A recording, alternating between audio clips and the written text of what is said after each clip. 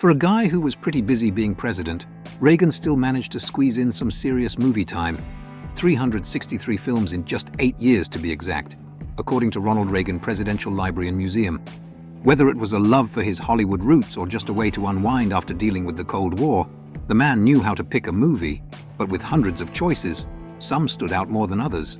Curiously so. Released in 1981, Reds is an epic historical drama about the Russian Revolution, following journalist John Reed and his involvement with American communists. Directed by and starring Warren Beatty, the film dives deep into leftist movements and sympathizes with their ideals, which is what makes Reagan watching it all the more ironic. Here's a staunch anti-communist, known for his aggressive stance against the Soviet Union, sitting down to watch a 3-hour movie glorifying the very thing he spent his career fighting. The contrast couldn't be more entertaining. Of all the Star Trek movies, The Voyage Home stands out for ditching the typical space battles in favor of time travel and an environmental message. The crew's mission is to save some whales to save Earth. Released in 1986, it struck a chord with audiences and became a box office hit.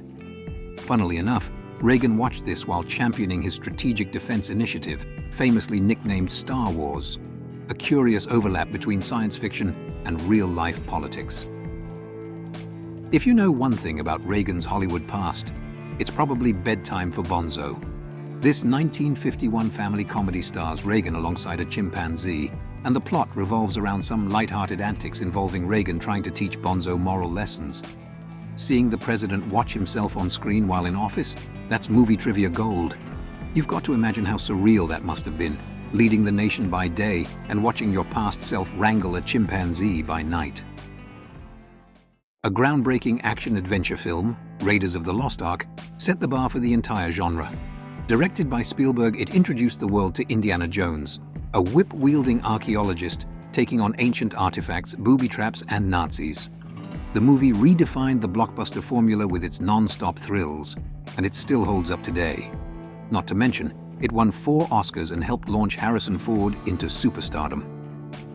Watching this in 1981, Reagan caught it fresh off the press as it was conquering the box office. Spielberg was on fire in the early 80s, and E.T. cemented his reputation as a master of blending heart with spectacle, eventually becoming the highest-grossing movie of the decade, not to mention a pop culture staple. Reagan watched it just a couple weeks after its release, during its initial takeover of pop culture. Just picture it. Cold War tensions are high, the nuclear threat is still very real, and Reagan, a former actor turned president, is watching E.T., a heartwarming story about a boy and his alien best friend. It's oddly touching to think of him watching this movie. The Fan is a 1981 psychological thriller about an obsessed fan stalking a famous actress, and it's dark in all the right ways. The film didn't exactly break box office records, but it carved out its own space in the creepy fan genre.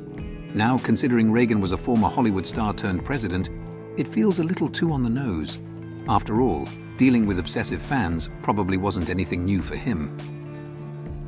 Poltergeist is one of those horror films that transcended its genre.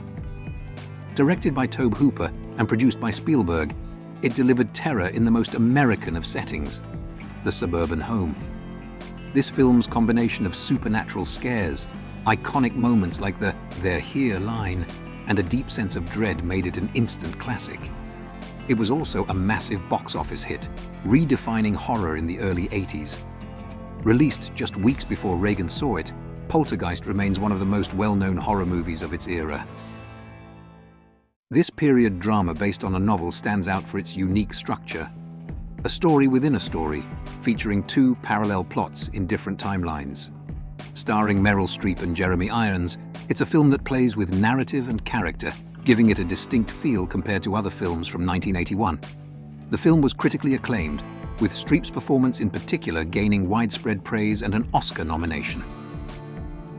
Das Boot is a claustrophobic masterpiece of war cinema. Released in 1981, it's a brutal and gritty depiction of life aboard a German U-boat during World War II, with a focus on the psychological strain of combat. Directed by Wolfgang Petersen, the film brought audiences into the cramped, tension-filled atmosphere of submarine warfare. It was praised for its realism and attention to detail, quickly becoming one of the most respected war films of its era. watching it just months after its release, Reagan would have seen a version of World War II far removed from the sanitized Hollywood portrayals of the past. Few films captured the comedic side of the supernatural quite like Ghostbusters. Released in 1984, this sci-fi comedy about a group of parapsychologists trapping ghosts in New York City became an instant classic. It had everything: Bill Murray's dry wit, iconic ghost battles, and a theme song that's still stuck in everyone's head to this day. Reagan watched it right in the middle of its theatrical run, because who wouldn't want to see a marshmallow man rampaging through New York?